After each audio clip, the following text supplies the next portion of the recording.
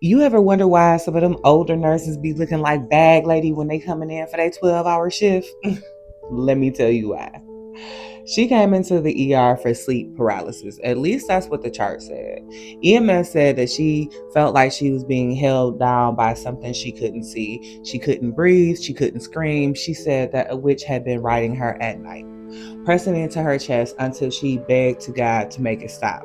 So, on her way to the hospital, she invoked the Holy Spirit. And that's when she started speaking in tongues. When she arrived to the ER, the air changed, and not just dramatically, just enough for all the nurses to stop what they were doing at the time. And she stood at the foot of the bed with her eyes rolled back and back of her head, just letting words spill out of her in a language that I didn't recognize. Her labs came back abnormal, so she was admitted to your unit for observation. The ER tech wheeled her up, handed me the paperwork, and walked away like she didn't say any of that. I went in to assess the patient. The room felt occupied. I asked her the basics: name, date of birth, year, do you know where you are? Do you know who the president is? She answered everything correctly, slipping into what I realized was tongues in between each question. Her eyes just kept drifting upwards, like she was listening to someone just standing above her. When I asked her why she came in, she looked me straight in the face and she said, I need protection. The witch keeps riding me.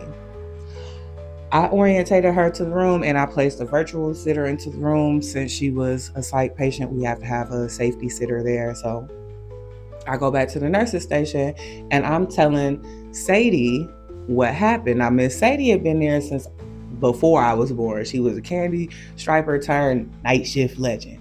And she said, if I'm not nursing, I'm not living. She didn't ask any questions. She just stood up and she disappeared for a moment. She went into my patient's room and she came back smiling like that baby gonna get some rest now. A few moments later, my phone rang and it's the virtual sitter. Like, can you come in the room? There's something odd going on. I went back in the room. The patient is asleep peacefully, but the floor looked like it was covered in like scattered rice. So I stepped inside and the smell of rotting flesh just hits me. I said the patient's name. She woke up. I waved at the camera to let the sitter know that I came in and indeed checked on the patient, and I left the room. And when I went back to the nurse's station, I told Sadie about the mess on the floor, and she laughed softly. She said, "No, baby, that's not rice. That's flaxseed." And she leaned in closer and she said, "You said that baby had a witch riding her, right?" My phone rings again. The sitter. Can you go and check the room again? So I hold the sitter on the phone as I walked out to the patient's room, and the patient was still asleep. But the smell of that like rotting flesh was just, it was intrusive now. I stepped inside, I waved at the camera, and I'm like, trying to prompt the sitter, like, what's up? And they like, you don't see the woman at the foot of the bed. So I look at the foot of the bed, there's nobody there. But as I'm staring at the foot of the bed, I realize that the flax seeds are being picked up, like they were being counted. I left the room immediately.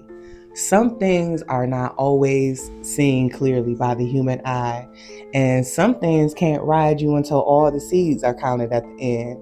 If this story made you uncomfortable, don't keep it to yourself. And if you enjoyed this content, make sure you visit my profile. There are a whole bunch more stories and a link where you can buy me a coffee to keep me fueled for these stories. Have your best spooky day. Bye.